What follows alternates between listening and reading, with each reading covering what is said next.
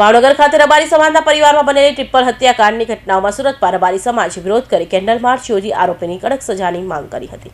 Bhavnagar triple હત્યાકાંડ મામલે સુરતમાં ઘેરા પ્રત્યાઘાત પડ્યા છે।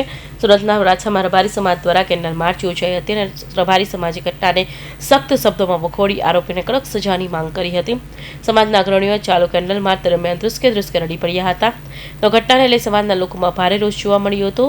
આવો વ્યક્તિ સમાજનો ક્યારેય હોતો નથી। 10 દિવસ સુધી આરોપીએ સમાજના લોકોને પણ ગેરમાર્ગે દોર્યા, જેથી સમાજ આ વ્યક્તિને માફ નહીં કરે। આવા આરોપીઓ માનવ સમાજ માટે ઘાતક છે તેમ કહ્યું। તો સાથે સમાજના લોકો પ્રાર્થના કરી રહ્યા છે કે ત્રણેય મૃતકોની આત્માને પરમ કૃપાળુ પરમાત્મા શાંતિ અર્પે।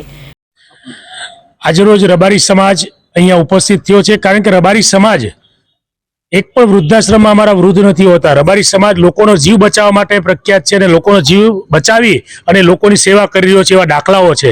ત્યારે રબારી સમાજમાં પહેલી ઘટના એવી બની છે કે એક ક્લાસ 1 ઓફિસર થઈ પોતાની પત્ની અને પોતાના 2 માસૂમ બાળકોનું મૃત્યુ કરે છે।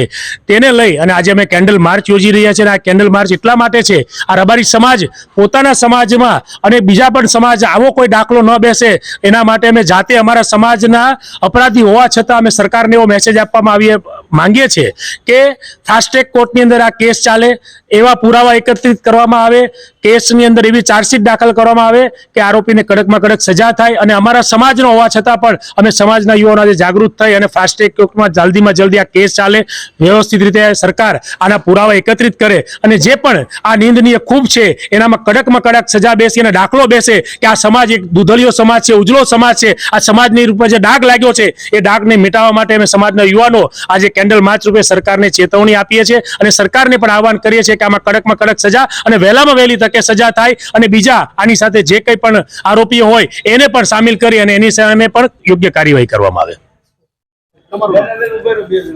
જયદીપ રબારી। ઘટનામાં એવું છે કે ભાવનગર જિલ્લામાં જે એક ઘટના ઘટી છે, એક ઘટના તો ન કહીશ કે અદમ્ય અપરાધ છે અને આ અપરાધ એક કૃત્ય પણ છે। તો આવું કૃત્ય છે એ બનેલું છે એ સમાજમાં એ ખરેખર એક નિંદનીય ઘટના છે અને એમાં કોઈ વ્યક્તિએ કોઈ અન્ય વ્યક્તિ સાથે કરેલું કૃત્ય હોય તો પણ તે નિંદનીય ગણાય છે, પરંતુ જે વ્યક્તિએ ગુનો કરેલો છે એમણે એના પરિવારને માથે આ ગુનો કરેલો છે તો એ યોગ્ય નથી। કઈ રીતનો ગુનો હતો? કોણ કઈ રીતની ઘટના?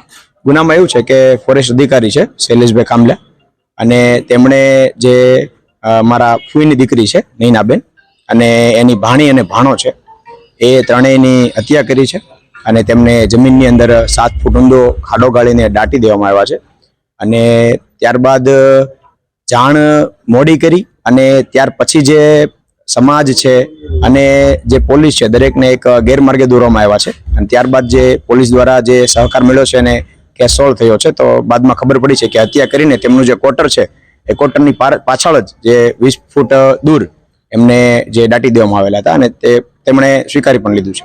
શું માંગ છે સમાજ દ્વારા?